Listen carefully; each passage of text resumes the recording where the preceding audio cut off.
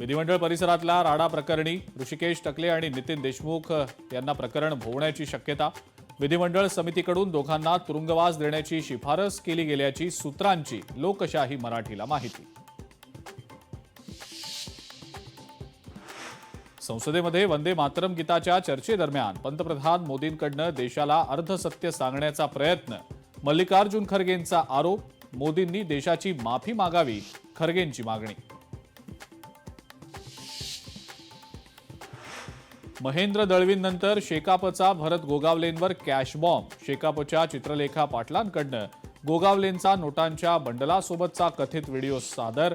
आमदारांच्या व्यवहारांची सखोल चौकशी करण्याची केली मागणी।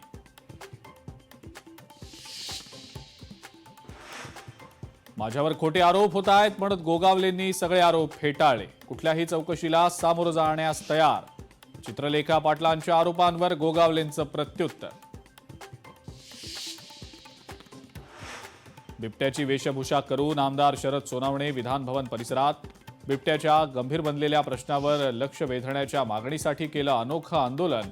अनेक रेस्क्यू सेंटर्स बनवण्याची केली मागणी। राज्य निवडणूक आयोगाच्या निर्णयामुळे निवडणुकीबाबत संभ्रम। निवडणूक आयुक्तांना पदावरून हटवा, नाना पटोलेंची मागणी। तर पदावरून काढण्याचा अधिकार सभागृहाला नाही, विधानसभा अध्यक्षांकडून स्पष्टीकरण।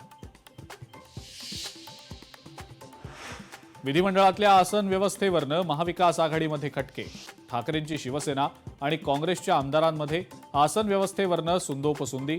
ज्येष्ठतेनुसार पुढची जागा देण्याची काँग्रेसची मागणी।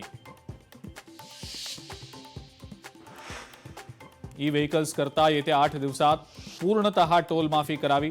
प्रश्नोत्तराच्या तासादरम्यान विधानसभा अध्यक्षांचे निर्देश।